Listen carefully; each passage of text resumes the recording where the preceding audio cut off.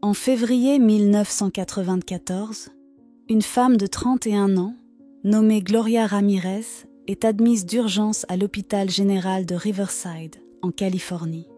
Son cœur s'emballe, sa respiration est irrégulière, sa conscience vacille. Elle souffre d'un cancer du col de l'utérus à un stade avancé et son état est critique. Les médecins tentent aussitôt de la stabiliser. Sédation, oxygène, traitement de réanimation. Mais rien ne semble efficace. Au moment d'utiliser le défibrillateur, quelque chose d'étrange attire l'attention de l'équipe. La peau de Gloria est recouverte d'un film huileux, inhabituellement brillant. Une odeur forte émane de sa bouche, un mélange déroutant entre l'ail et un parfum chimique. Personne ne comprend ce qui se passe. Une infirmière, Susan Cain, tente de prélever du sang.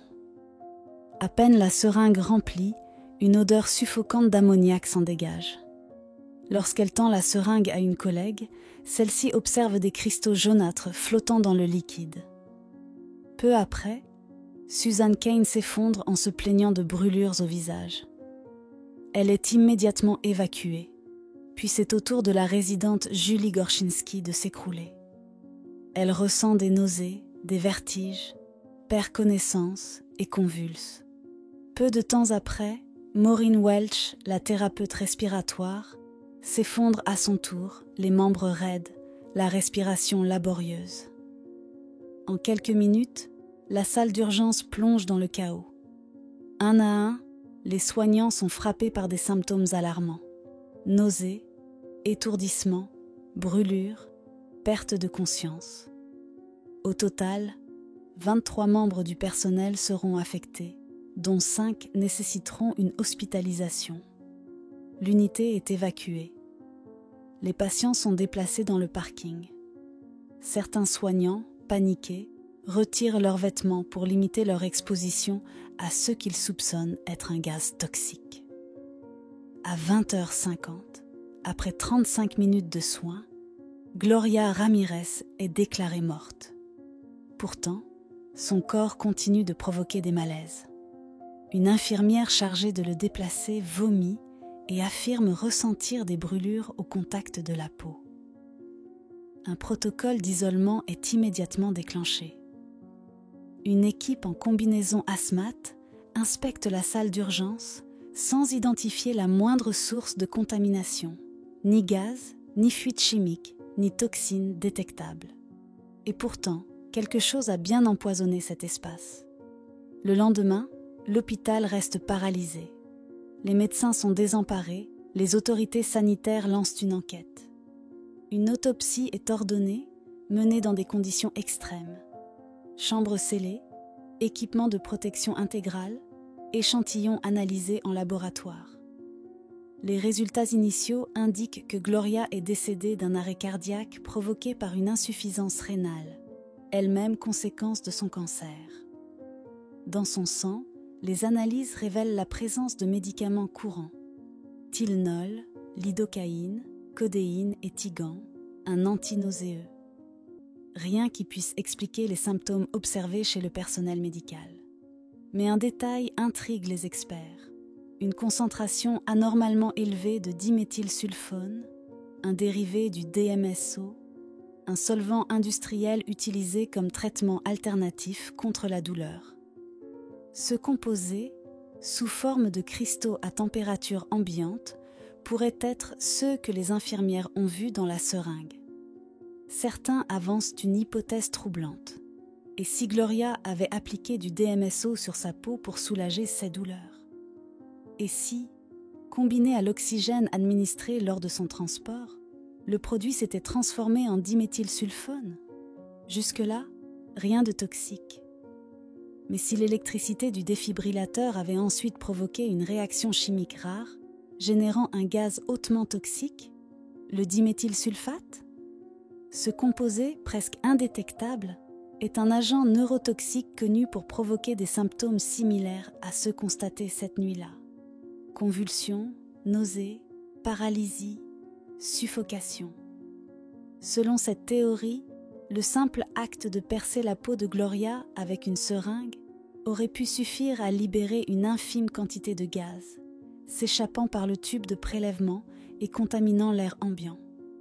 Aucune preuve concrète ne permet toutefois de confirmer cette transformation en chaîne. Ce phénomène serait si spécifique, si improbable, qu'il est impossible à reproduire en laboratoire. Et pourtant, à ce jour, cette hypothèse demeure la plus cohérente aux yeux de certains scientifiques. Mais tout le monde n'est pas du même avis. Le département de la santé publique de Californie propose une explication radicalement différente.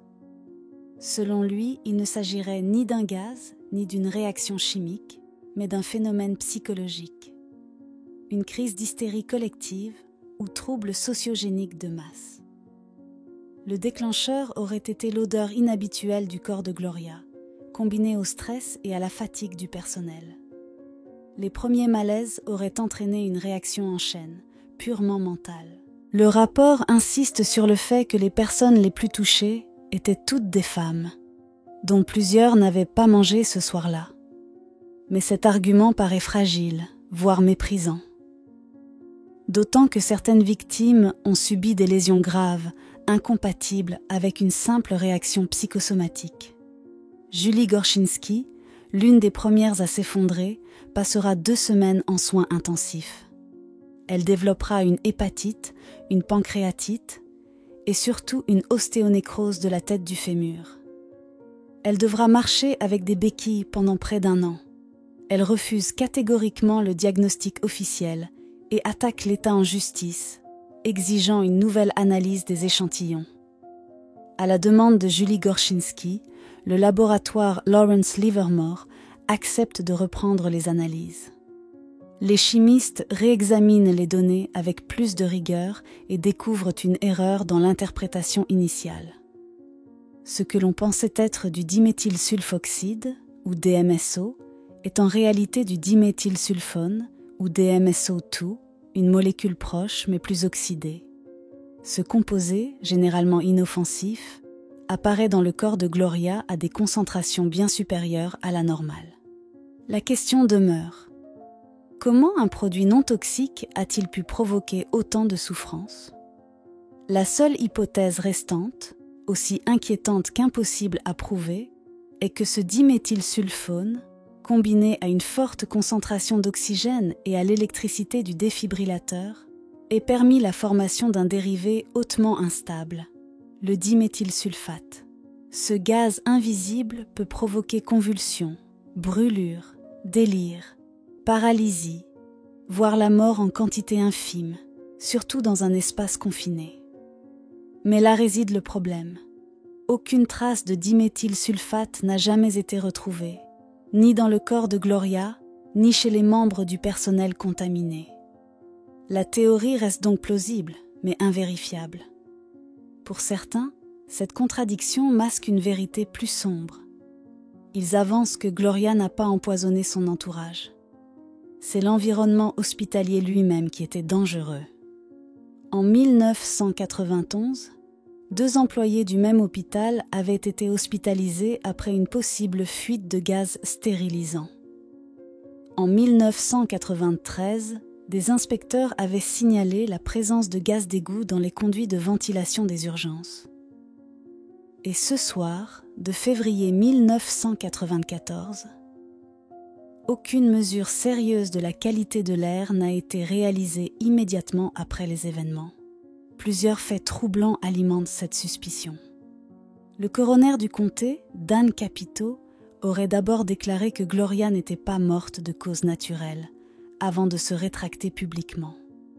L'une des enquêtrices de l'autopsie, Stephanie Albright, se serait suicidée 1 mois plus tard, dans des circonstances non élucidées. Quant à la seringue contenant le sang cristallisé, elle aurait été jetée par erreur. Une perte inexplicable, alors que les vêtements du personnel avaient été soigneusement isolés. Pour la famille de Gloria, il ne fait aucun doute qu'une vérité a été dissimulée. Ils intentent un procès pour négligence, affirmant que Gloria aurait pu survivre si elle avait été traitée dans un environnement plus sûr. Mais l'État maintient sa position. Aucune toxine n'a été détectée, aucune faute n'a été reconnue. Officiellement, Gloria est morte de cause naturelle et les soignants ont été victimes d'un épisode psychosomatique. Même la théorie du diméthylsulfate, considérée par les experts de Livermore comme la seule capable d'expliquer tous les symptômes, reste qualifiée de plausible mais non démontrée. Aucun laboratoire n'a pu la reproduire. Le mystère reste entier. Ce qui demeure, ce sont les faits. Une femme jeune, en fin de vie, arrive dans un service d'urgence pour être soignée. En quelques minutes, elle meurt. 23 personnes sont blessées, certaines grièvement, et personne ne sait pourquoi. Depuis ce soir-là, des chercheurs, des journalistes, des médecins ont tenté de comprendre. Certains parlent d'une suite d'événements chimiques rarissimes. D'autres soupçonnent un dysfonctionnement hospitalier, un air contaminé, voire une erreur humaine couverte par les autorités. Les plus radicaux vont jusqu'à imaginer que Gloria aurait été exposée à des substances expérimentales à son insu. Mais ce qui rend cette affaire si marquante, ce n'est pas seulement la douleur ou la peur, c'est l'incertitude. Ce flou entre la science, l'accident et le silence. Gloria Ramirez est devenue la femme toxique, un mystère médical, une légende moderne. Elle est devenue célèbre non pour ce qu'elle a fait, mais pour ce que son corps a provoqué. Et dans cette fascination, on oublie parfois l'essentiel. Gloria n'était pas un phénomène, c'était une femme, une mère, une épouse. Elle est entrée dans cet hôpital avec l'espoir d'être soulagée. Elle en est sortie dans un cercueil scellé. Et autour d'elle, il ne reste que des doutes, du silence et une question sans réponse.